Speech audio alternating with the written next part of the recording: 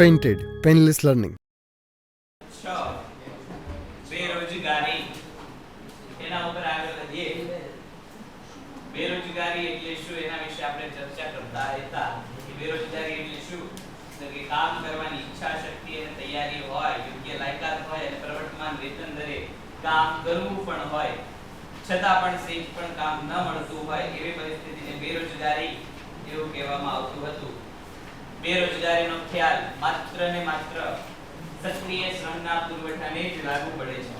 સક્રિય શ્રમનો પુરવઠો એટલે 15 થી 64 વર્ષ સુધીનો જે છે શ્રમનો પુરવઠો.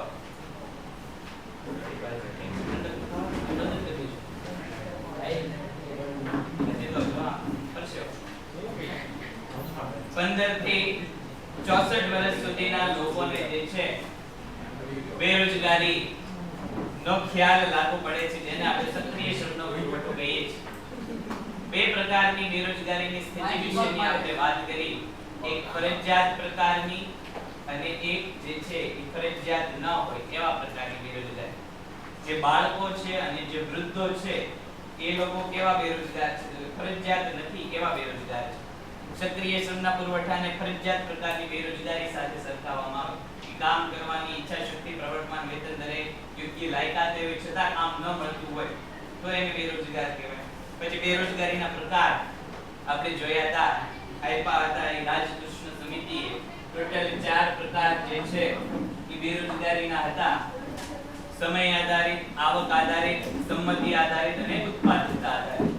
એમાં સમય આધારિત બેરોજગારી કોને કહેવાય? તો કે જેટલું તમે સમય કામ કરી શકો એના કરતા ઓછા સમય માટે કામ મળતું હોય તો તમે સમય આધારિત બેરોજગાર કહેવાય. આવક આધારિત બેરોજગારી કોને કહેવાય? તો કે તમારો જેટલો ખર્ચ હોય આ ખર્ચ કરતા તમને આવક કેવી મળતી હોય? ઓછી મળતી હોય અહીંયા, તો એને આવક આધારિત બેરોજગારી કહેવાય. સંમતિ આધારિત બેરોજગારી એટલે શું? સંમતિ આધારિત બેરોજગારી એટલે શું? તો કે તમારી જે લાયકાત હોય આ લાયકાત કરતા કામ કેવું મળતું હોય? ઓછું મળતું. અને ઉત્પાદકતા આધારિત બેરોજગારી એટલે શું? તો કે તમે જેટલું ઉત્પાદન કરી શકતા હો એના કરતા તમને કામ કેવું મળતું હોય? ઓછું મળતું.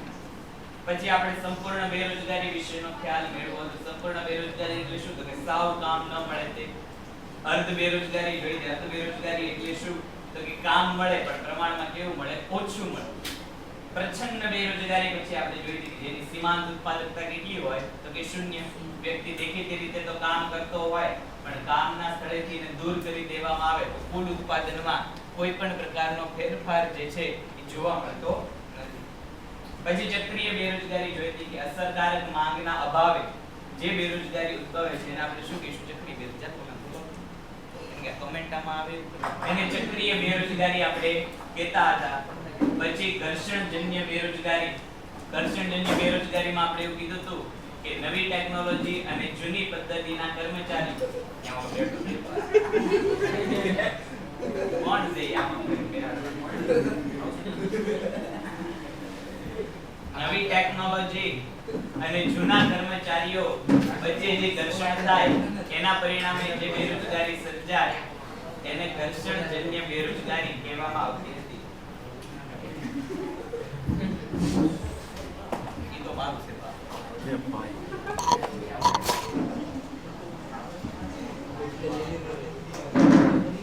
પછી બેરોજગારી ઉદ્ભવવાના કારણો.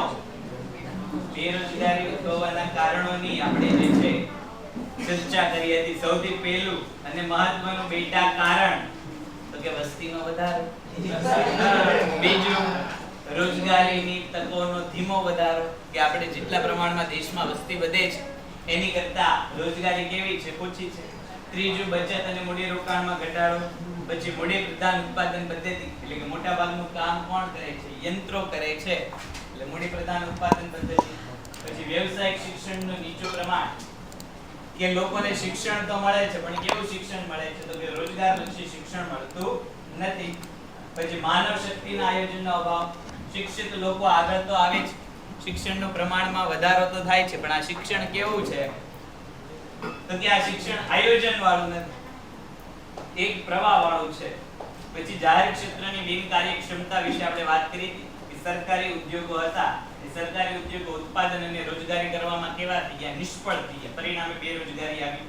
કૃષિ ક્ષેત્રે વિકાસની અવગણના, કે દેશની એક તો મોટાભાગની વસ્તી ગ્રામીણ ક્ષેત્રમાં રહે છે અને એમાંથી પણ મોટાભાગનો વર્ગ શેમાં કામ કરે છે, તો કે કૃષિ ક્ષેત્રમાં. અને આ જ ક્ષેત્રનો વિકાસ થવાની પરિણામે બેરોજગારી જોવા મળી. શ્રમની ઓછી ગતિશીલતા, એક જગ્યાએથી બીજી જગ્યાએ શ્રમને કામ કરવા જવું નથી, પરિણામે બેરોજગારીનું સર્જન થાય છે. અને અપૂરતી માળખાકીય સુવિધા, કે ગ્રામીણ વિસ્તારમાં રોડ, રસ્તા, વીજળી, પાણી, તાર, ટપાલની સુવિધાઓ વગેરે કેવી છે, ઓછી છે. પરિણામે જે છે કે ત્યાં નવા ઉદ્યોગો સ્થપાતા નથી, એટલે ખેતી સિવાયની રોજગારી ત્યાં ઉત્પન્ન થતી નથી. બેરોજગારી ઘટાડવાના ઉપાયોની વાત કરતા હતા. આ ઉપાયોમાં સૌથી પહેલો ઉપાય એટલે વસ્તીનું નિયંત્રણ. આ લઈ લે બેટા ખુરશી. ભાઈ ઓલું બેગ કોનું છે? લઈ લે.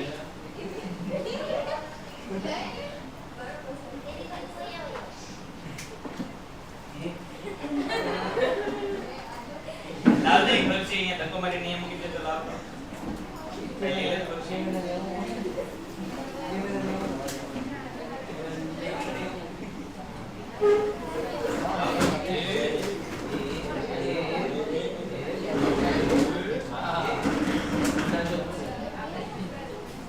પછી બીજા મુદ્દા ઉપર આપણે પહોંચેલા હતા, આર્થિક વિકાસનો દર ઊંચો લઈ જાઓ.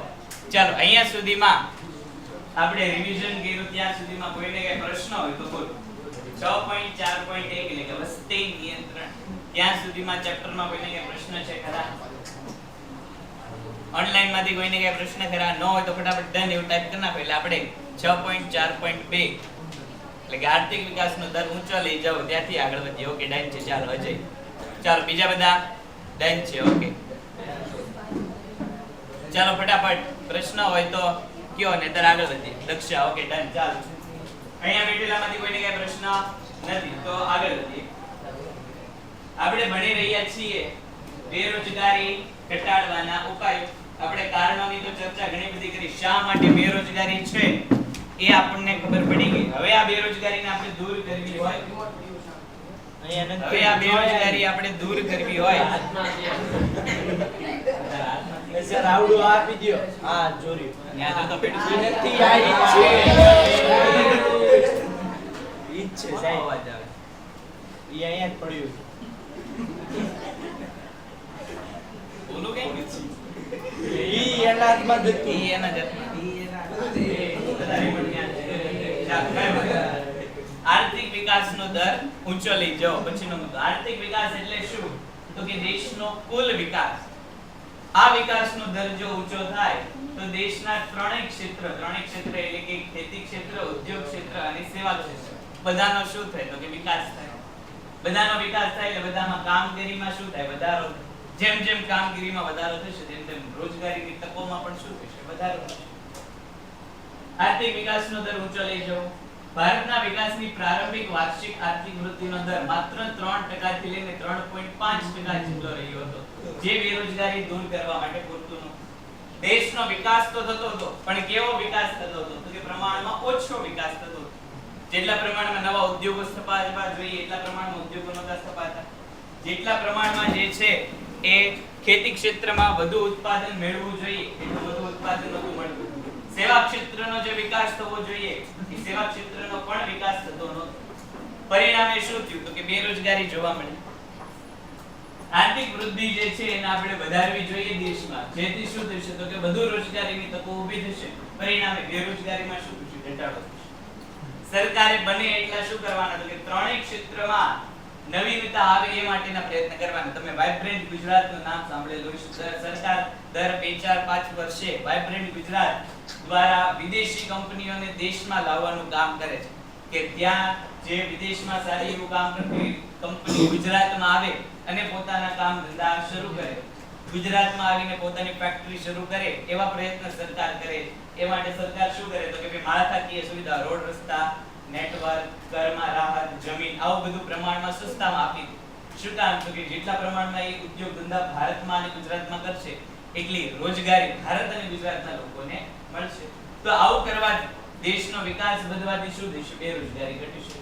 આ માટે જાહેર, ખાનગી અને સહકારી ત્રણેય ક્ષેત્રમાં મૂડીરોકાણ વધારવું પડશે. માત્ર સરકારી ક્ષેત્ર જ તે રોજગારી ઉત્પન્ન કરશે એવો જે સરકારનો અગાઉનો ખ્યાલ હતો, આ ખ્યાલ કેવો હતો? અયોગ્ય હતો. હવે જો આપણે વિકાસ કરવો હોય છે અને રોજગારીમાં આગળ વધવું હોય છે તો ખાનગી ક્ષેત્ર અને સહકારી ક્ષેત્રને પણ આગળ વધારવા પડશે. સહકારી ક્ષેત્ર એટલે શું? તો કે ઘણા સહકારી ક્ષેત્ર એવા હોય કે જ્યાં જાહેર અને ખાનગી બંનેની પાર્ટનરશિપ હોય. અમુક ભાગ સરકાર પાસે હોય, અમુક ભાગ ખાનગી વ્યક્તિઓ પાસે હોય. એવા વ્યક્તિઓથી પણ આપણે દેશ ચલાવવો પડશે. એવા ધંધા રોજગારને પણ સ્થાન આપવું પડશે. અર્થતંત્રના વિવિધ ક્ષેત્રો વચ્ચે સંકલનની જરૂર છે. સંકલન એટલે શું? તો કે દરેક ક્ષેત્ર એકબીજા ઉપર આધાર રાખે છે. દરેક ક્ષેત્રમાં રોજગારી પણ એકબીજા ઉપર આધાર રાખે છે. દાખલા તરીકે ટ્રેક્ટરનો ઉદ્યોગ હોય તો ટ્રેક્ટરનો ઉદ્યોગ કોના ઉપર આધાર રાખે? તો કે ખેતી ક્ષેત્ર ઉપર આધાર રાખે. ખેતી વધારે કે સારી થાય એ કોના ઉપર આધાર રાખે? તો કે ઉદ્યોગ ક્ષેત્ર ઉપર. કઈ રીતે ઉદ્યોગ? તો કે નવા બિયારણો, જંતુનાશક દવા જો સારી મળે એટલે કે ઉદ્યોગ જો સારો હોય તો ખેતી સારી થાય. ખેતી સારી થાય તો એની સાથે સંકળાયેલ ટેકનોલોજી સારી થઈ જાય. એની સાથે સંકળાયેલ ટેકનોલોજીનો વિકાસ થયો તો એમાં જે લોકો કામ કરતા હશે એમની આવક વધશે. એમની આવક વધશે તો એ પાછા ખરીદી કરશે એટલે બીજા ક્ષેત્રનો વિકાસ થશે. એટલે આખે આખું અર્થતંત્ર કેવું છે? એકબીજા સાથે સંકળાયેલું છે. તો આપણે વિકાસ કરવાનો તો કે એક ક્ષેત્રનો જ વિકાસ કરવાનો નહીં, બધા જ ક્ષેત્રનો વિકાસ થાય એ માટેનો પ્રયત્ન કરવાનો. કૃષિ ક્ષેત્રનો અભિગમ સિંચાઈ જેવી આધારભૂત સુવિધાઓમાં સુધારો કરીને કૃષિ ઉત્પાદન વધારવું જોઈએ. ખાસ કોના ઉપર ધ્યાન આપવાનું છે? કૃષિ ઉપર. શું કામ? તો કે દેશની એક તો 50% વસ્તી કૃષિ ક્ષેત્રમાં રહે છે, ગ્રામીણ ક્ષેત્રમાં રહે છે અને એમાંથી પણ 80% વર્ગ કોના ઉપર આધાર રાખે છે? ખેતી ઉપર આધાર રાખે છે. એટલે જો દેશની અડધી વસ્તીની આવક વધશે તો સ્વાભાવિક રીતે બેરોજગારીમાં ઘટાડો થશે. કઈ રીતે? તો કે આપણે અગાઉ ચર્ચા કરી, જો ખેડૂતોની આવક વધશે તો એમની ખરીદી શક્તિ વધશે. એમની ખરીદી શક્તિ વધશે તો એ માંગ વધારે કરશે. એ માંગ વધારે કરશે તો ઉત્પાદનની વધારે જરૂર પડશે. ઉત્પાદનની વધારે જરૂર પડશે તો નવા ઉદ્યોગ ધંધાની જરૂર પડશે. નવા ઉદ્યોગ ધંધા સ્થપાશે એટલે નવી રોજગારી આવશે. નવી રોજગારી આવશે એટલે બેરોજગારી ઘટી જશે. એટલે દેશની મોટાભાગની વસ્તી જે કૃષિ સાથે સંકળાયેલી છે એમનો શું કરવો પડે? વિકાસ કરવો પડે. તો દેશમાં જે છે બેરોજગારી કેવી થઈ જશે? ઓછી થઈ જશે. હરિયાળી ક્રાંતિનો લાભ દેશના તમામ રાજ્યો સુધી પહોંચાડવાનો પ્રયાસ કરવાનો છે. હરિયાળી ક્રાંતિનો મુખ્ય ઉદ્દેશ શું છે? તો કે એકમાત્ર અને મુખ્ય ઉદ્દેશ એ જ છે કે 12 સિઝનમાં 12 મહિનામાં જે છે એ ખેડૂતો પોતે ખેત ઉત્પાદન લઈ શકે. માત્ર ચોમાસા પૂરતું તે ખેત ઉત્પાદન થાય એવું નહીં, ચોમાસા સિવાયના સમયમાં પણ ખેતી ક્ષેત્રમાં શું થવું જોઈએ? ઉત્પાદન થવું જોઈએ. અને આ ઉત્પાદન જો સારી રીતે થઈ જાય એટલે કે 12 મહિનામાં જો ખેડૂતોને સારી એવી આવક થશે તો સ્વાભાવિક છે બેરોજગારી કેવી થઈ જવાની છે? ઘટી જવાની છે. અંતિમ આશય શું છે? તો કે આર્થિક વિકાસના ઊંચા દરથી રોજગારીની તકોમાં નોંધપાત્ર વધારો થઈ શકશે, જે બેરોજગારી નિવારણ માટે એક અસરકારક પગલું છે. આગળ વધીએ. પછીનો મુદ્દો રોજગાર લક્ષી આયોજન. અગાઉની યોજનામાં ખાસ કરીને બીજી પંચવર્ષીય યોજનામાં મૂડી પ્રધાન ઉદ્યોગો અને જાહેર ક્ષેત્રના વિકાસ ઉપર ભાર મૂકવામાં આવ્યો હતો. જેમ કે ઔદ્યોગિક પાયાની મજબૂત કરવો. તો બીજી પંચવર્ષીય યોજનાથી સરકાર કોની પાછળ ગઈ? તો કે ભારે અને પાયાના ઉદ્યોગોનો વિકાસ. સ્ટીલ ઉદ્યોગોનો વિકાસ થાય, લોખંડ ઉદ્યોગોનો વિકાસ થાય, ખાણ ઉદ્યોગોનો વિકાસ થાય. એવા ઉદ્યોગો પાછળ સરકારે મહત્વનું ધ્યાન આપ્યું. શું કામ? તો કે આવી વસ્તુઓ જે વિદેશમાંથી લાવવી પડતી હતી એ દેશને કેવી થતી હતી? મોંઘી પડતી હતી. એટલે સરકારે એવું કીધું કે આવી વસ્તુ આપણે દેશમાંથી જ બનાવશું અને એનું ઉત્પાદન કરશું.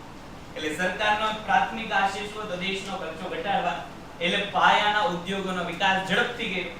પણ હવે પરિસ્થિતિ બદલાણી છે. હવે માત્ર પાયાના અને મોટા ઉદ્યોગોના વિકાસ ઉપર ધ્યાન આપવું જે છે એ દેશ માટે અયોગ્ય છે. જો દેશમાં રોજગારી વધારવી છે તો શું કરવું પડશે?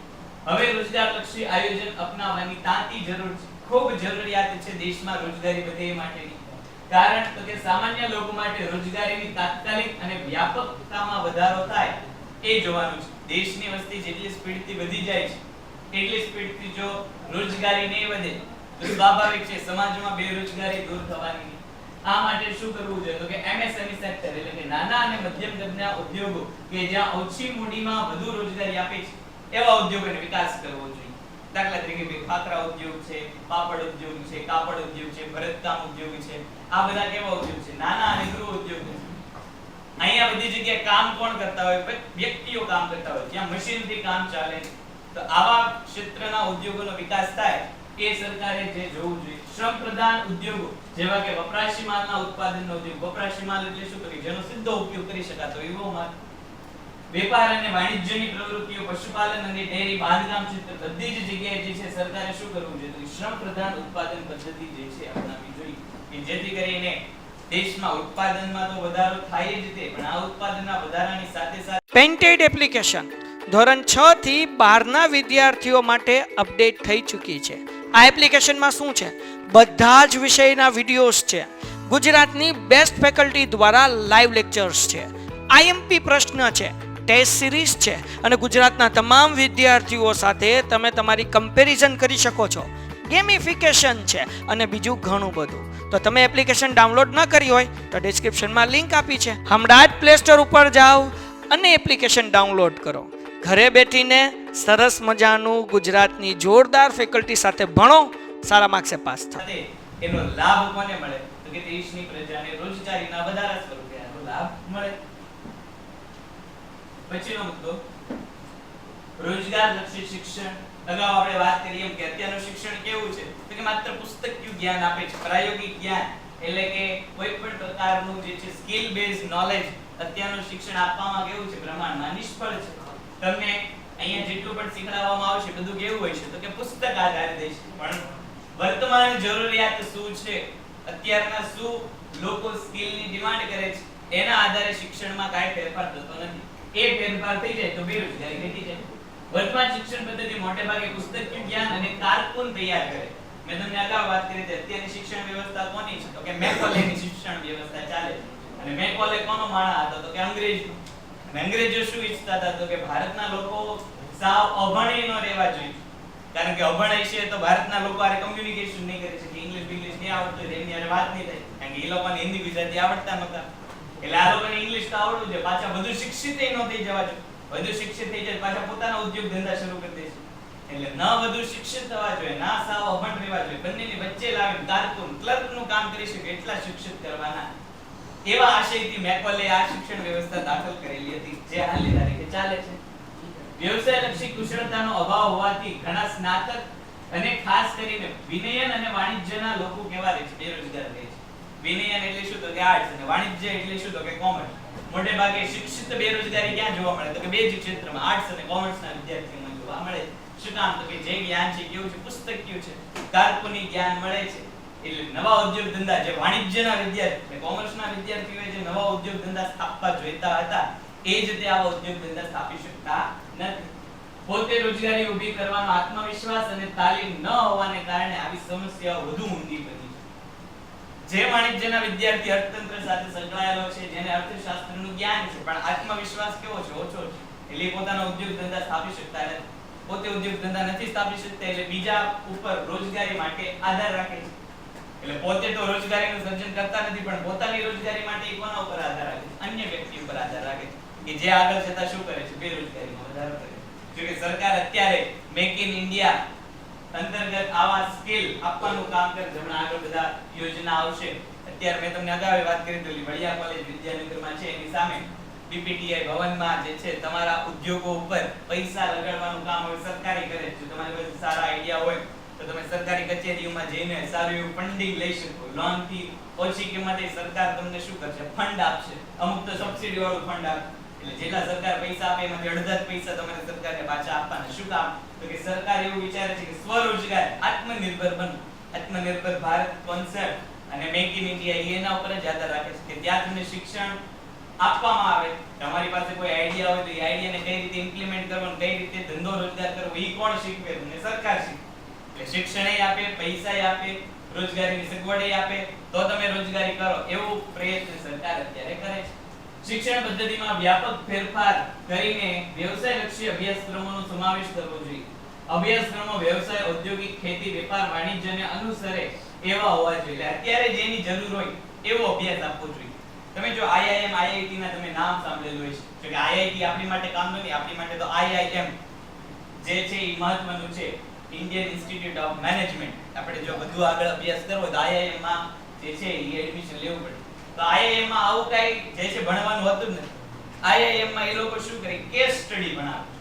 કેસ સ્ટડી એટલે શું? ભાઈ મારો હમણાં એક મિત્ર તે આઈઆઈએમ માં ભણતો હતો એટલે મેં જોયું, મેં કીધું લાવો તમને હું દેખાડે. શિક્ષક તરીકે આપણને તો રસ જોઈ બધી જગ્યાએ હું હાલે છે જોવાનું. અને હું તો ભાવનગરની બહાર અને ગુજરાતની બહાર જેટલી યુનિવર્સિટી જેટલી સંસ્થાઓ છે ત્યાં હું વાંચતો હોય બધાનો અભ્યાસ કરું છું. કદાચ કંઈક આપણને કામ લાગી જાય. તે મને મસ્ત જાણવા મળ્યું કે ત્યાં આવું કોઈ જે છે પુસ્તક જ્ઞાન આપવામાં નથી. એ લોકો કેસ સ્ટડી બનાવે. કેસ સ્ટડી એટલે શું? તો કે તમે માલિક હો અને તમને અમુક પરિસ્થિતિ આપી કે તમે જો આવી પરિસ્થિતિમાં આવો તો તમે શું કરો. તમને કોઈ ઉદ્યોગ ધંધાના માલિક બનાવવામાં આવે પછી એમ કે કોરોનાની પરિસ્થિતિમાં તમારો ધંધો આવો છે તો તમે શું કામ કરી શકો. એના આધારે તમારું જે છે માર્કિંગ અને મૂલ્યાંકન ત્યાં કરે કે તમારામાં ઉદ્યોગ સાહસિક બનવાની કેટલી આવડત છે કે નથી, તમારામાં જે છે કેટલી સ્કિલ છે, કઈ રીતે તમે પરિસ્થિતિનું મૂલ્યાંકન કરો છો. લોકો કેસ સ્ટડીના આધારે છે. ત્યાં ચોપડીઓ ન ભણાવ, ત્યાં કેસ સ્ટડી ભણાવ. અલગ અલગ કેસ બધા જે છે એ આપે. દાખલા તરીકે હમણાં જ મેં જોયું હતું કે અનિલ અંબાણી અને મુકેશ અંબાણીની કેસ સ્ટડી એ ઘણી બધી જગ્યાએ કરતા હોય કે અનિલ અંબાણી તમે જો અનિલ અંબાણીનું નામ આવે ને એટલે આપણને એમ થાય તો ગરીબ માણસ, પણ અત્યારે એ ધીરે ધીરે એટલો બધો ઝડપથી ગતિમાં છે કે એની મોટા ભાગની કંપનીઓ ધીરે ધીરે ડિફોલ્ટર જે નાદાર હતી એ ધીરે ધીરે એના પૈસા ચૂકવી નાદારીમાંથી બહાર આવે. તો કઈ રીતે બહાર આવે છે? તમે નાદાર થઈ ગયા તમારે શું કરવું? એવું આ વ્યવસાયિક શિક્ષણ છે. તમે ધંધો કર્યો ને નાદાર થઈ ગયા તો તમે શું કરશો? એક પ્રકારનો ધંધો કરશો, બે પ્રકારનો ધંધો કરો, મંદીમાં શું કામ કરો, તેજીમાં શું કામ કરો. તમારા ધંધા ઉપર હમણાં 50% ટેરિફ અમેરિકાએ લગાડી દીધું તો તમે ટેરિફનો સામનો કઈ રીતે કરો એવી કેસ સ્ટડી બનાવો. તો આવું બધું શિક્ષણ જો આપણને અત્યારથી જ મળે તો આગળ જતા જો આવી ભવિષ્યમાં પરિસ્થિતિ આવે કે ટેરિફનો સામનો કરવાનો હોય તો આપણને તો એ તો ખબર જ છે કે આગળ જઈને શું કરવું. આવું શિક્ષણ હવે બધી જગ્યાએ લાવવાની જરૂર છે કે જે શિક્ષણ અત્યારે મોટી મોટી સંસ્થાઓ બનાવે છે એવા પ્રકારનું શિક્ષણ જો આપવામાં આવે તો બેરોજગારી સ્વાભાવિક રીતે કેવી રીતે જશે? ઓછી થઈ જશે. તાલીમ આધારિત અભ્યાસ પ્રાથમિક સ્તરેથી ઊંડાણપૂર્વક આપવામાં આવે.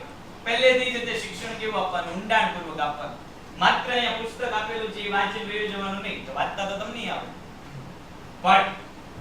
પણ શું કરવાનું? તો કે સમજાવવાનો પ્રયત્ન કરવાનો. ભાઈ વાણિજ્યના વિદ્યાર્થી છો કે વિજ્ઞાનના વિદ્યાર્થી છો, કોમર્સના છો કે આર્ટ્સના છો, તો તમે તમારા ફિલ્ડમાં કેવા જઈ જાવ છો? ઊંડાણપૂર્વકનો અભ્યાસ. અહીંયા કોકને પૂછી લે ભાઈ નફો એટલે હું ત્યાં મૂંઝાય. ક્યાં નફો એટલે હું? એ અમુકને ન ખબર. ઊંડાણની વાત એક પર રહી. આમ છપછપિયા કરીએ કે એટલું ન હોય. તો આવી વસ્તુ આગળ જતા કોને લાવે? બેરોજગારી લાવે. આપણને એમ થાય કે નફો એ તો ભાઈ આપણને ખબર જ ન ખબર. અત્યારે હું અહીંયા 5 જણા પૂછેલું નફો એટલે હું મને વિશ્વાસ છે 5 માંથી એક જણા આછી નફાની વ્યાખ્યા નહીં આપે. અને એનો અર્થ એ નથી નફો તમે ભણ્યા. તમે 11મા ધોરણમાં બધું ભણીને જ આવ્યા પણ કેચઅપ કેવી શક્તિ છે? ઓછી શક્તિ. કેચઅપ એટલે આમ પકડી લેવા. ઘણા ઓલા ટોમેટો કેચઅપ ઈ સંગ્રહ શક્તિ કેવી છે? ઓછી. એટલે ગમે એટલું ઊંડાણપૂર્વક આપવા જાય તો તમે પાછા તરત કલવાઈ બહાર પાણીની હારે. તો આ પરિસ્થિતિ કોને આગળ લાવે? બેરોજગારી. વ્યવહાર ઉદાહરણ ઈસવીસન 2015 ની નવી શૈક્ષણિક નીતિ ઉદ્યોગ સાથે જોડાયેલી સીધી ઉત્પાદકીય શિક્ષણનો ઉદ્દેશ ઉપર ભાર મૂકવામાં આવ્યો છે. ભવિષ્યમાં કયા ક્ષેત્રમાં રોજગારીની તકો વધુ છે અને અભ્યાસ કરીને લક્ષિત અભ્યાસક્રમો જે છે તૈયાર કરવાનો ઉદ્દેશ કરવામાં આવેલો છે. કે હવે સરકાર પણ ધીરે ધીરે શું કરે છે તો કે વિદેશ પ્રમાણે પોતાના અભ્યાસક્રમમાં ફેરફાર કરે છે. જે અંતર્ગત 2015 માં નવી શૈક્ષણિક નીતિ લાગુ આવી. હવે ઘણીવાર તમે એવું સાંભળ્યું હોય છે કે સરકાર એવા પ્રયત્ન કરે છે કે 10મું અને 12મું ધોરણ છે એમાંથી બોર્ડ કાઢી નાખવાનું. હજી એવા બધા વિચાર છે. થતા વાર લાગશે. કોલેજમાં નવી શૈક્ષણિક નીતિ લાગુ પડી ગઈ છે. કોલેજમાં શું છે? નવી શૈક્ષણિક નીતિ. નવી શૈક્ષણિક નીતિ શું કહે છે? તો કે તમને જે આવડે એ ભણો. અત્યાર સુધી કેવું હતું? જે આપી એ ભણવાનું હતું. નવી શૈક્ષણિક નીતિ શું કે જે આવડે એ ભણો. એટલે ભવિષ્યમાં કદાચ એવું બની શકે કે જે 11 12 આર્ટ્સ કોમર્સ અને સાયન્સ છે આર્ટ્સ કોમર્સ અને સાયન્સ ત્રણેય વસ્તુ કેવી છે? એકથી. એટલે કોઈ વિદ્યાર્થી એકાઉન્ટિંગ ભણી શકે, એકાઉન્ટિંગ સાથે સાથે ફિઝિક્સ એ ભણી શકે, ફિઝિક્સની સાથે સાથે જે છે મનોવિજ્ઞાન કે તત્વજ્ઞાન એ ભણી શકે. જે વિષય આવડે એ વિષય ભણો. એવું સરકાર માને કે કાંઈક તો હોશિયાર બનો. એવું સરકાર માને છે. એટલા માટે શૈક્ષણિક નીતિઓમાં શું કરે છે? ફેરફાર કરે છે. કારણ કે ઘણા એવું એકાઉન્ટ આવડતું સ્ટેટ ન આવડતું, સ્ટેટ આવડતું ઇકો ન આવડતું, ઇકો આવડતું બીએ ન આવડતું. ઘણાને ફિઝિક્સ આવડતું કેમિસ્ટ્રી ન આવડતું, કેમિસ્ટ્રી આવડતું બાયોલોજી ન આવડતું, બાયોલોજી આવડતું મેથ્સ ન આવડતું. ઘણાને તત્વજ્ઞાન આવડતું મનોવિજ્ઞાન ન આવડતું, મનોવિજ્ઞાન આવડતું સમાજશાસ્ત્ર ન આવડતું, સમાજશાસ્ત્ર આવડતું ભૂગોળ ન આવડતું. એટલે તમને જે વિષય આવે એ વિષય ભણો. તમને જે વિષય આવે એ વિષય ભણો. એવો સરકાર પ્રયત્ન કરે. પણ સરકારને ક્યાં ખબર છે આપણને આપેલા એકે વિષય આવડતા જે ઓપ્શન છે ઓપ્શનમાં એકે આપણને આવડતા બકેટ તો આપે પણ બકેટમાંથી લેવું ઈ આપણને કઈ ખબર કોલેજની મેં તમને વાત કરી અત્યારે કોલેજમાં સેમ પરિસ્થિતિ છોકરાઓ પાસે અઢળક કોર્સ છે ને અઢળક વિષય હવે કોલેજમાં આવ્યો અત્યાર સુધી કોલેજમાં કેવું હતું તો કે યુનિવર્સિટી નક્કી કરે એ વિષય ભણાવવા પડતા હવે છોકરા જે નક્કી કરે એ યુનિવર્સિટી ભણાવે તો છોકરાને ખબર કયો વિષય પસંદ કરવો હવે તમને કીધું જ કરી પસંદ કરો પણ ખબર હોવી જોઈએ ને પાછું હું પસંદ કરવા જેવું છે તો આ માહિતીનો અભાવ કે સરકાર જે છે નવી શૈક્ષણિક રીતે લાવે તો છે પણ છોકરાઓ જે કેવા છે તો કે અનમેચ્યોર્ડ નવી પદ્ધતિથી કેવા છે વાકેફ નથી કારણ કે કોઈ પ્રયત્ન નથી કરતું નવા વિષય આવે છે ને આપણે 12મું ખબર જ છે 12મું પૂરું કરીને કોલેજમાં જવાનું તો કોલેજમાં કેવા વિષય આમાંથી લગભગ એવું કોઈ નહીં હોય કોઈના આગળવાળા એકેય વાર કોલેજ જોઈ ન હોય મોટા ભાઈ બહેન કોઈ દિવસ કોલેજ નો કે એવું કોઈ નહીં કોઈ દિવસ કોઈ જાણવાનો પ્રયત્ન નહીં કર્યો 12મા પછી હું કોલેજમાં કયા વિષય રખાય શું કામ તો કીધું આવશે કોલેજ વાળા કહે છે વિષય રાખી લે કોલેજ વાળા તમને પૂછવા આવે કયો વિષય રાખે હે આપણે પસંદ કરો અરે આપણે તો જ તમને પૂછતા હોય કે ખાનગી ક્ષેત્રની ભાગીદારીને પણ વધારવાનો નિર્ણય જે છે લેવામાં આવ્યો છે સરકાર જે અત્યાર સુધી ખાનગી ક્ષેત્ર ઉપર રોક લગાડતી હતી કે સરકારને મેં અગાઉ વાત કરી કે સરકારને ડર હતો કે ઈસ્ટ ઇન્ડિયા કંપની નામની ખાનગી કંપની ભારતમાં આવી અને ધીરે ધીરે ઇંગ્લેન્ડનું રાજ આવી ગયું એમ શરૂઆતના સમયમાં સરકારને શું હતું કે નવી કોઈ ઈસ્ટ ઇન્ડિયા કંપની આવે એ કરતા ખાનગી ક્ષેત્રથી દૂર રહ્યો બધું જ કામ કોણ કરશે સરકાર કરશે પણ સરકારની આ બાબત જે છે કેવી થઈ ખોટી સાબિત થઈ એટલે ધીરે ધીરે ખાનગીકરણને પણ મહત્વ અને પ્રોત્સાહન મળે એ કોના માટે જરૂરી છે રોજગારી માટે આવું કરવાથી શું થશે તો કે વિદ્યાર્થીઓને આજીવિકાની તાત્કાલિક તક મળશે કે તમને અહીંથી એવું કોઈ સારું એવું શિક્ષણ આપવામાં આવે તાત્કાલિક ધોરણે તમે શું કરી શકો તો કે તાત્કાલિક ધોરણે તમે જે છે સારું એવું જ્ઞાન મેળવી શકો દાખલા તરીકે તમને અહીંયા એવું કહેવામાં આવે ભાઈ ફર્નિચર કઈ રીતે બનાવવું તો 12મું પાસ કર્યા પછી તમે સીધું ફર્નિચરના કામમાં જોડાઈ શકો આ કેવું કામ છે તાત્કાલિક અને પ્રાયોગિક હું તમને ખાલી આની ડિઝાઇન આવું બહુ બોલાવું કે ખુરશી હોય અને બે પાયા હોય એક ટેકો હોય બે હાથ આવે એમાં તમને એવું ખબર પડે પણ હું તમને આમ દેખાડું કે આવી રીતે પાયા કપાય આવી રીતે હાથા કપાય આવી રીતે ટેકો દેવાનું કપાય તો તમે સીધું શું કરી શકો તો કે 12મું પૂરું કરીને ફર્નિચર બનાવીએ તો આવું કંઈક પ્રેક્ટિકલ જ્ઞાન આપવાની હવે જરૂરિયાત ઊભી થઈ ગઈ છે સ્વયં રોજગારી મેળવવાની ક્ષમતાનો વિકાસ થાય એવા પ્રયત્ન કરવાની જરૂર છે માનવી શક્તિનું યોગ્ય આયોજન શક્ય બનશે કે માનવ શક્તિ તો આપણી પાસે બહુ છે ઘણા પ્રમાણમાં આપણી પાસે જે શ્રમિકો છે રોજગારી લેવા માટે ઘણા લોકો આતુર છે પણ શું છે અભાવ માનવ શક્તિનો અભાવ જે સ્કિલ જોઈએ છે એવા માણસો નથી જે માણસો છે એ આપણને જોતા નથી આ બે પરિસ્થિતિ કોને લાવે છે બેરોજગારીને લાવે છે પછીના મુદ્દા પર આગળ વધીએ ગૃહ અને નાના પાયાના ઉદ્યોગનો વિકાસ ખાસ કરીને કે જ્યાં ભારત જેવો દેશ છે અને જ્યાં બેરોજગારી પ્રમાણમાં વધારે છે શિક્ષણ પ્રમાણમાં જે છે એ ઓછાથી થોડુંક વધારે છે શ્રમિકોની સંખ્યા પ્રમાણમાં વધુ છે ત્યાં પાયાના અને મોટા ઉદ્યોગો કરતા ગૃહ ઉદ્યોગો કેવા છે તો કે પ્રમાણમાં વ્યવસ્થિત ચાલે એવા છે અને ઈચ્છનીય છે શું કામ તો કે ગૃહ ઉદ્યોગ મોટે ભાગે કોના આધારિત ચાલતા હોય શ્રમ પ્રધાન ચાલતા લોકો દ્વારા જે છે અહીંયા બધું જ કામ થતું હોય એટલા ગૃહ ઉદ્યોગોનો વિકાસ થાય એ સરકાર પ્રયત્ન કરે ગૃહ ઉદ્યોગોની સંખ્યા વધે એમનું કામ વધે એ માટેનો પ્રયત્ન અહીંયા કરવામાં આવેલો છે ગૃહ ઉદ્યોગો અને નાના પાયાના ઉદ્યોગો ઓછી મૂડી રોકાણમાં વધુ રોજગારી આપવાની ક્ષમતા ધરાવે છે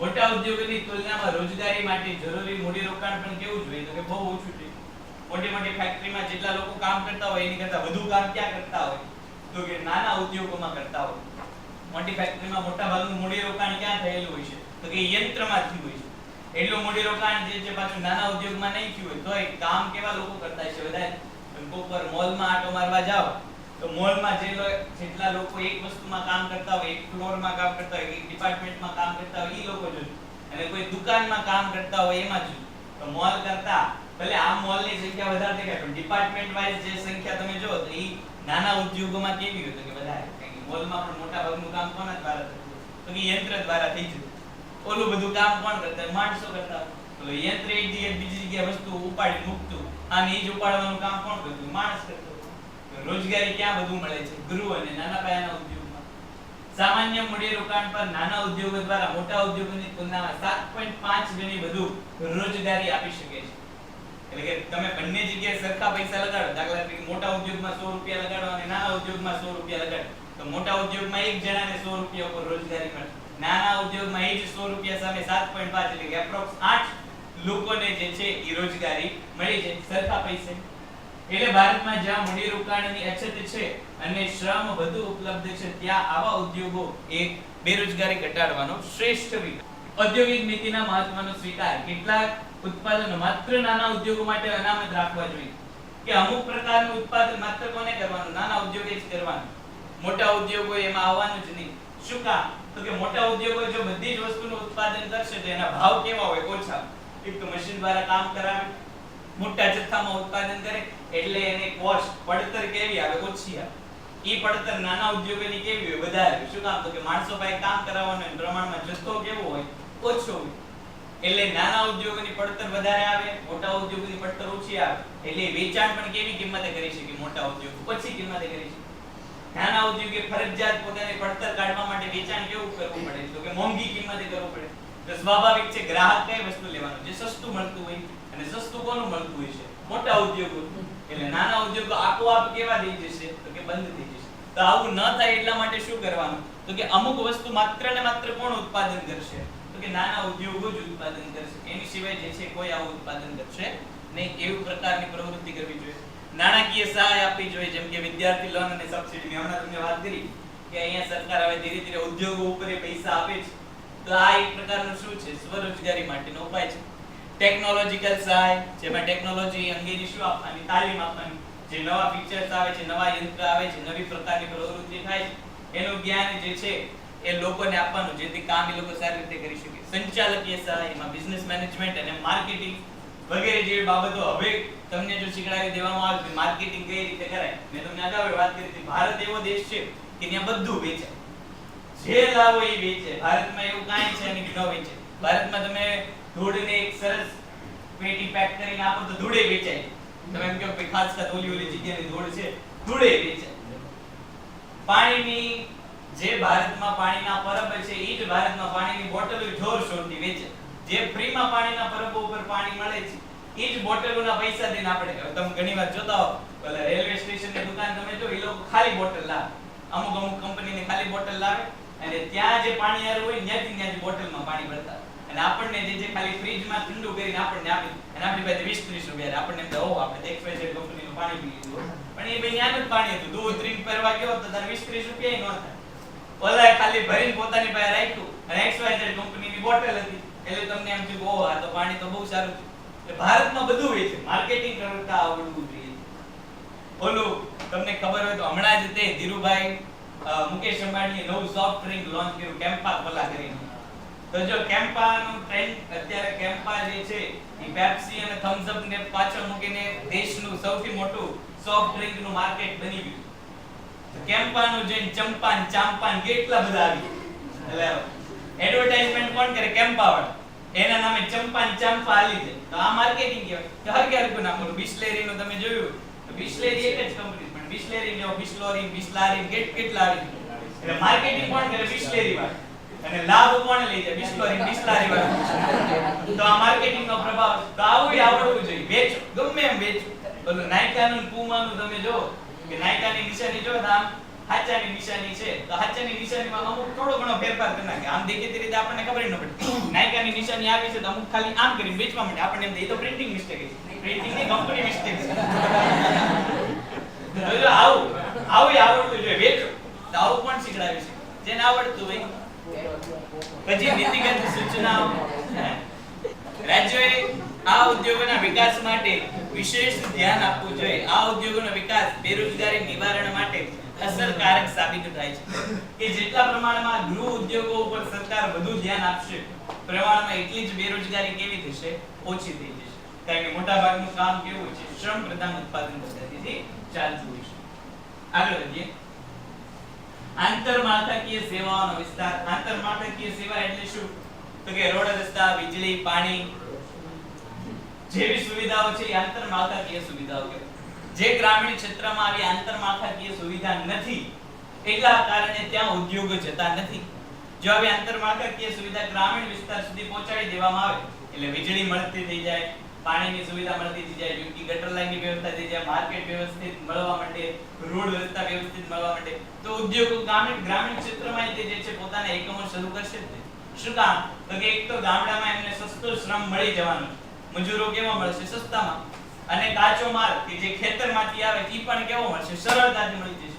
પણ આંતરમાળખાકીય સુવિધા નથી એટલે ત્યાં ઉદ્યોગો સ્થપાતા નથી. તો સરકાર જો આંતરમાળખાકીય સુવિધા ગામડાઓ સુધી પહોંચાડે, રસ્તાઓ જે છે દૂર દૂર સુધી લઈ જાય, તો ઉદ્યોગો શું કરે? તો કે આવી જગ્યાએ પહોંચે. અને એનું કામ નીતિન ગડકરી બહુ સારું કરે છે. જ્યાં જોવો ત્યાં કંઈક ને કંઈક નવા રસ્તા, આપણે જે કાલે જે રસ્તાથી આયેલા હોય ત્યાં તો પછી આમ એક્સપ્રેસ વે હાલવા માંડ્યો, એટલા પ્રમાણમાં નવા રસ્તા આવી ગયા. તો એનું કામ શું છે? નવા રસ્તાની કનેક્ટિવિટી. જેટલો દેશ એકબીજાથી કનેક્ટ થશે એટલું માર્કેટ કેવું થઈ જશે? તો કે ઇન્ટરકનેક્ટ થઈ જશે. બે ગામ જોડાઈ જાય તો જે વ્યક્તિ પહેલા એક ગામમાં વેચાણ કરતો હતો એ બે ગામમાં વેચાણ કરી શકે, કારણ કે ગામ કનેક્ટ થઈ ગયા એટલા માટે.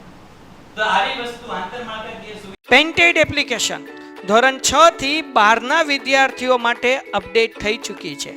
આ એપ્લિકેશનમાં શું છે? બધા જ વિષયના વિડીયોઝ છે.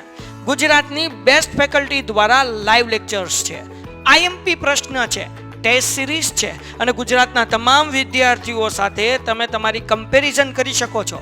ગેમિફિકેશન છે અને બીજું ઘણું બધું. તો તમે એપ્લિકેશન ડાઉનલોડ ન કરી હોય તો ડિસ્ક્રિપ્શનમાં લિંક આપી છે, હમણાં જ પ્લે સ્ટોર ઉપર જાઓ અને એપ્લિકેશન ડાઉનલોડ કરો.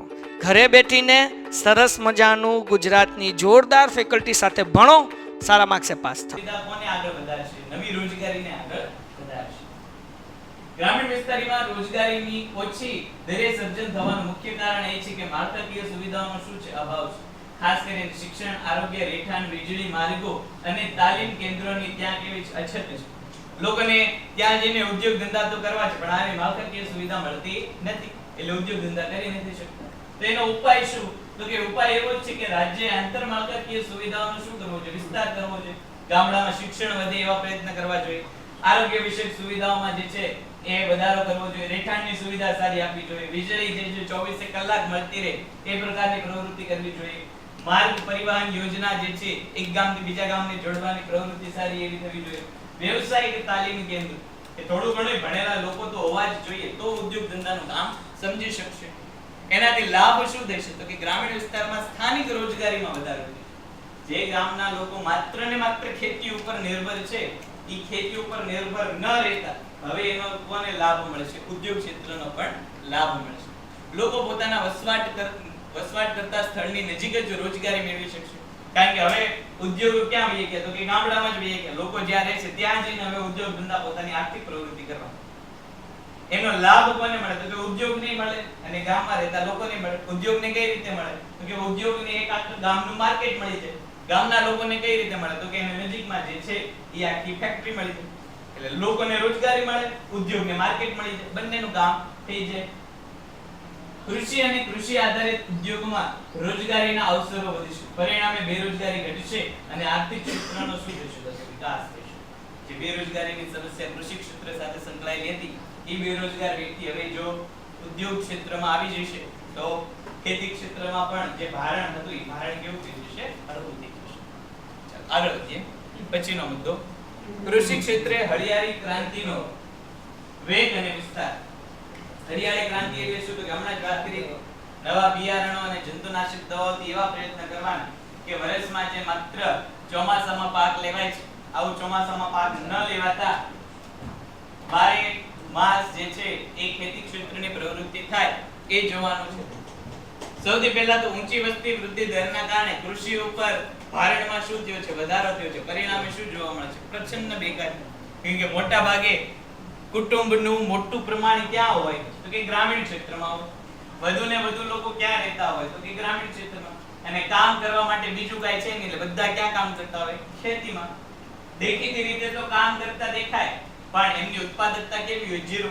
વ્યક્તિ કુટુંબના બધા વ્યક્તિ ખેતીમાં કામ કરે તો એ ખેતર જેટલું ઉત્પાદન આપવાનું છે એટલું જ ઉત્પાદન આપે. અને બધા લોકોમાંથી કોઈ એક બે જણા જ કામ કરે તો એ ખેતર જેટલું ઉત્પાદન આપવાનું છે એટલું જ આપશે. તો પરિણામે શું થાય છે? તો કે આ ભારણ વધવાથી પ્રચંડ બેરોજગારી આવે છે. આ ઉપરાંત ભારતની ખેતી કેવી છે? તો કે ભારતની ખેતીમાં જે છે સિંચાઈની સગવડનો અભાવ છે. સિંચાઈની સગવડ નથી એટલે મોટા ભાગની ખેતી કોના ઉપર થાય છે? વરસાદ આધારિત ખેતી છે એટલે ચોમાસાના સમય પૂરતી જ તે ખેતી થાય. પાછો વરસાદ કેવો છે તો કે અનિયમિત છે. અનિયમિત વરસાદ અને અપૂરતી સિંચાઈની સગવડ છે. પરિણામે આગળ જતા શું થાય છે કે મોસમી બેકારી આવે છે. ચોમાસાને એક મોસમ પૂરતા જ તે ગ્રામીણ લોકોને રોજગારી મળે છે. ચોમાસાનું મોસમ જેવું પૂરું થાય એવી સિંચાઈના અભાવથી નવું ઉત્પાદન લઈ શકાતું નથી. પરિણામે કઈ બેકારી જોવા મળશે? મોસમી. કૃષિ ક્ષેત્રમાંથી વધારાની વસ્તીને અન્ય ક્ષેત્રોમાં ખસેડવાની ક્ષમતા હજુ પ્રાપ્ત થઈ નથી. બધાને ખબર છે કૃષિ ક્ષેત્રમાં પ્રચંડ બેકારી છે, મોસમી બેકારી છે, પણ છતાં આવી બેરોજગારીને દૂર કરવા માટેનો કોઈ પણ પ્રવૃત્તિ આપણી પાસે છે નહીં. શું કામ? તો કે હજી આપણે ઉદ્યોગ ધંધા કે અન્ય પ્રવૃત્તિઓને ખેતી ક્ષેત્ર સુધી, ગ્રામીણ ક્ષેત્ર સુધી લઈ નથી શક્યા. એટલા માટે તો શું કરવું જોઈએ આપણે? તો કે હરિયાળી ક્રાંતિને વેગ આપવો જોઈએ અને વધુ વિસ્તૃત કરવી જોઈએ. ખાસ કરીને ગ્રામ્ય વિસ્તારો સિંચાઈની સગવડમાં વધે, નવા બિયારણો આવે, જંતુનાશક દવા જે છે એ આવે, ખેતી ક્ષેત્રે ટેકનોલોજીમાં ફેરફાર થાય, જૂના હળ અને ગાડાના સ્થાને નવા ટ્રેક્ટર અને થ્રેશર જેવી મશીન આવે કે જેથી કરીને ઉત્પાદનમાં શું થાય? વધારો થાય. એવા પ્રયત્ન કરવા જોઈએ. સારી રીતે આયોજન કરીને કૃષિ ક્ષેત્રમાં પણ રોજગારીની તકો વધારી શકાય છે. અહીંયા આપણને કૃષિ મહાલનોબિસે એવો અંદાજ આપેલો છે કે તમે કૃષિ ક્ષેત્રમાં અમુક પૈસાનું રોકાણ કરો અને અમુક પૈસાનું મોટા ઉદ્યોગોમાં રોકાણ કરો તો આ બંને જગ્યાએ તમને તફાવત શું જોવા મળે? કે ભાઈ દાખલા તરીકે તમે 1 કરોડ રૂપિયા કૃષિ ક્ષેત્રમાં રોકો તો 40,000 લોકોને રોજગારી મળી શકે. પણ એના 1 કરોડ રૂપિયા જો તમે મોટા ઉદ્યોગમાં રોકશો તો માત્ર 500 લોકોને જ રોજગારી મળશે. એવી જ રીતે ઉત્પાદનની વાત કરેલી છે કે 1 કરોડ રૂપિયા કૃષિ ક્ષેત્રમાં રોકો તો ઉત્પાદનમાં કેટલો વધારો થાય? કે 5.7% નો વધારો થાય. પણ એ 1 કરોડ રૂપિયા મોટા ઉદ્યોગોમાં રોકેલા છે માત્ર 1.4% જ ઉત્પાદન વધી શકે. એનો અર્થ કે આપણે 1 કરોડ રૂપિયા ક્યાં રોકવા જોઈએ? કૃષિ ક્ષેત્રમાં, કે જે 1 કરોડ રૂપિયાથી વધુ રોજગારી મળશે અને ઉત્પાદનમાં શું થશે? વધારો. એટલે દેશની એક તો મોટા ભાગની વસ્તી ગ્રામીણ વિસ્તારમાં મોટા ભાગનું શું કામ કરે છે? ખેતી રિલેટેડ કામ કરે છે. એવા લોકોનો જે વિકાસ થશે તે ઉત્પાદનમાં વધારો કરશે અને આગળ જતા બેરોજગારીમાં શું લાવશે? ઘટાડો. કૃષિ ક્ષેત્ર ઉદ્યોગ ક્ષેત્ર કરતા બેરોજગારી ઘણી જ વધારે અનુકૂળ છે. એટલે કે ત્યાં રોજગારી તમે કરી શકો એ માટે તમારે શું કરવાનું? તો મૂડી રોકાણ વધે એ માટેના પ્રયત્ન કરવા. પછીનો મુદ્દો છે કૃષિ ક્ષેત્રે હરિયાળી ક્રાંતિનો વેગ અને વિસ્તાર. કૃષિ ક્ષેત્રમાં હવે આપણે આગળ વધવું છે તે માટે શું કરવું જોઈએ? તો કે નાની અને મધ્યમ કદની સિંચાઈ યોજનાઓ જે છે અમલમાં મૂકવી જોઈએ. તમે જો દરેક જેટલા પણ જૂના શહેરો છે બધા જ જૂના શહેરોમાં ભૂતકાળના રાજા રજવાડાઓ દ્વારા જે છે સારામાં સારી સિંચાઈની સગવડતા ઊભી કરેલી. પણ કમનસીબે અંગ્રેજો અને ત્યાર પછીની સરકારોના કારણે આવી સિંચાઈની સગવડો કેવી રીતે બંધી. દાખલા તરીકે અહીંયા આપણું બો તળાવ છે, બજારમાં ગંગાજળિયા તળાવ છે, તો એ બધા શું છે? તો કે સિંચાઈના સારામાં સારા સ્ત્રોતનો એક ભાગ છે. શેત્રુંજી ડેમ છે અને શેત્રુંજી ડેમમાંથી જે આજુબાજુના વિસ્તારમાં નાની તલાવડી બનાવવામાં આવેલી હતી જે તે સમયે, કે અત્યારે તો સૂકી ચાલે છે, તે શું છે? સિંચાઈનો એક ભાગ હતો. કે આ ગંગાજળિયા તળાવ હોય કે બો તળાવ હોય કે શેત્રુંજી ડેમ પાસેની નાની તલાવડી, એ બધા કામ શું કરતા? તો કે બારે માસ પાણી આપવાનું કામ કરતા. તમે અત્યારે જો અત્યારના લોકો પાણીને જે છે સ્ટોર કરીએ કે એટલી કોઈના કેપેસિટી નથી. ગોતમેશ્વર તળાવ જો આ ચોમાસામાં 2 વાર ઓવરફ્લો થઈ ગયું. હજી 2-3 દિવસ પહેલા જ તે ગોતમેશ્વર તળાવનું પાણી જતું હતું એટલે રાજકોટ વાળો હાઈવે બંધ હતો. તો અત્યારનું પાણી આપણે સ્ટોર કરી શકીએ એવી આપણી પાસે વ્યવસ્થા નથી. મોટા ભાગનું પાણી વહી ક્યાં વહી જાય છે? દરિયામાં.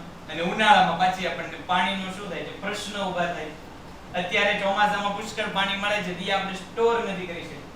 મોટા ભાગનું પાણી ક્યાં વહી જાય? દરિયામાં. અને ઉનાળો આવશે એટલે પાછી પાણીની ખેંચ આવશે.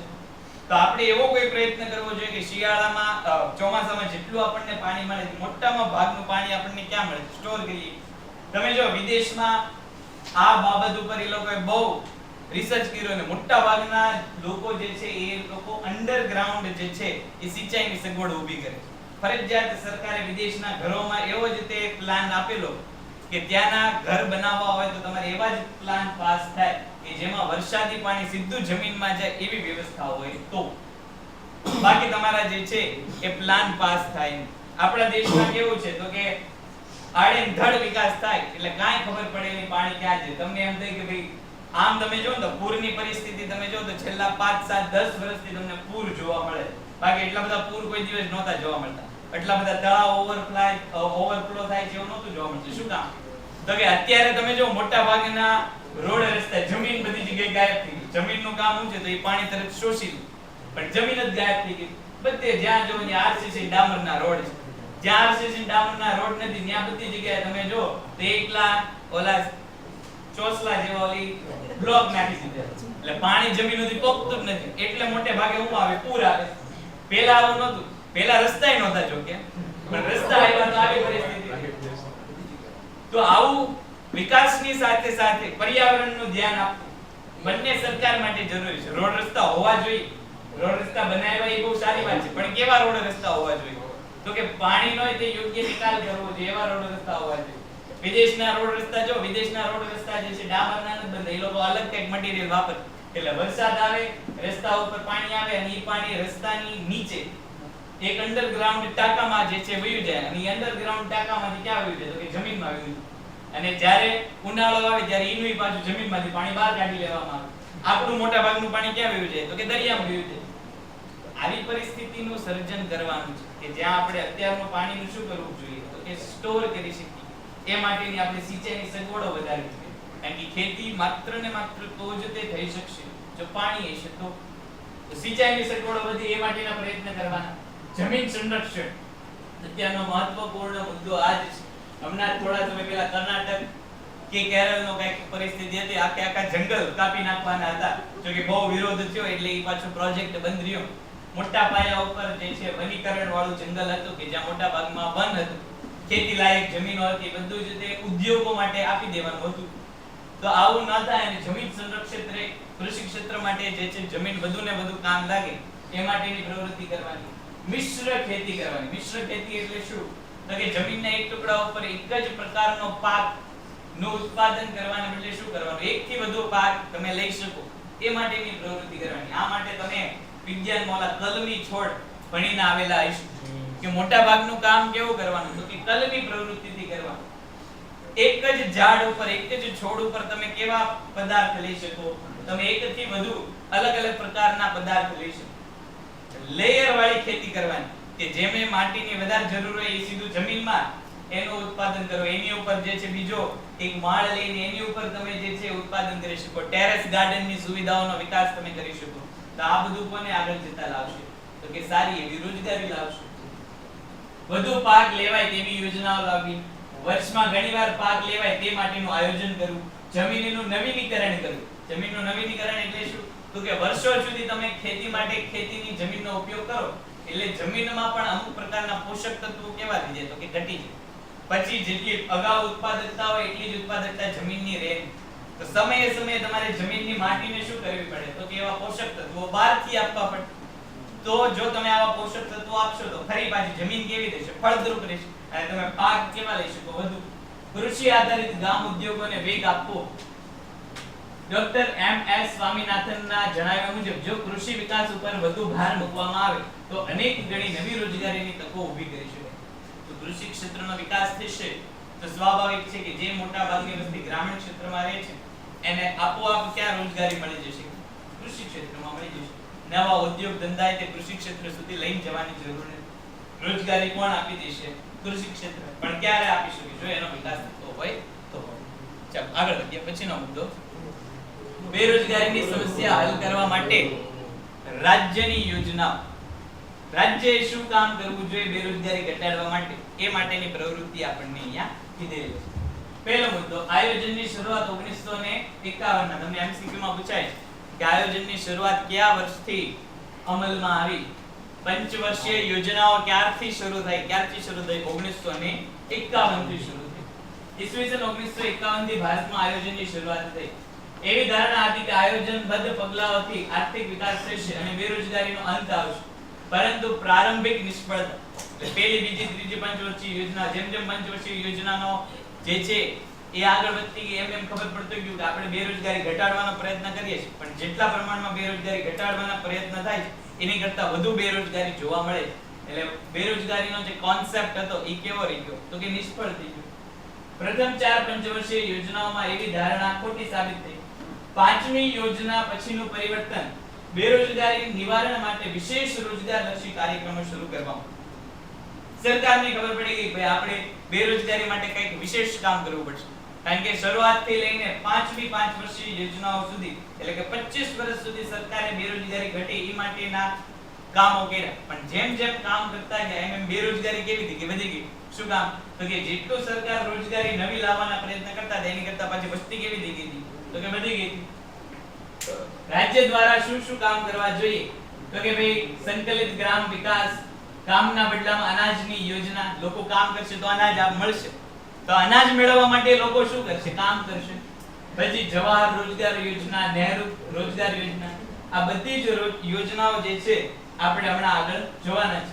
અત્યારની ખાસ સ્કેલ ઇન્ડિયા મિશન અને મેક ઇન ઇન્ડિયા કે જે અંતર્ગત સરકારનો પ્રયત્ન શું છે તો કે સ્વરોજગારીમાં વધારો કરવાનો છે. સરકાર તમને કોઈના ઉપર આશ્રિત રહેવાનું કામ કરતા નથી. સરકારની ઈચ્છા એવી છે કે તમે કોકને રોજગારી આપો, તમે કોકના ઉપર આશ્રિત રહ્યો નહીં. તો એક પછી એક આ બધી યોજનાઓ જે છે એ આપણે હવે પછીના લેક્ચરમાં જોઈશું. મહાત્મા ગાંધી રાષ્ટ્રીય ગ્રામીણ બાંહેધરી કાનૂન. ચાલો પહેલા તો અહીંયા સુધીમાં ઓનલાઈન માંથી કોઈને કઈ પ્રશ્ન જો ન હોય તો ફટાફટ નિશાની આપી દો. ચાલો જે કોઈને કઈ પ્રશ્ન ચાલો ભાઈ ફટાફટ હા કે ના. પ્રશ્ન હોય તો પ્રશ્ન પૂછો, બાકી હા કે ના પૂછો.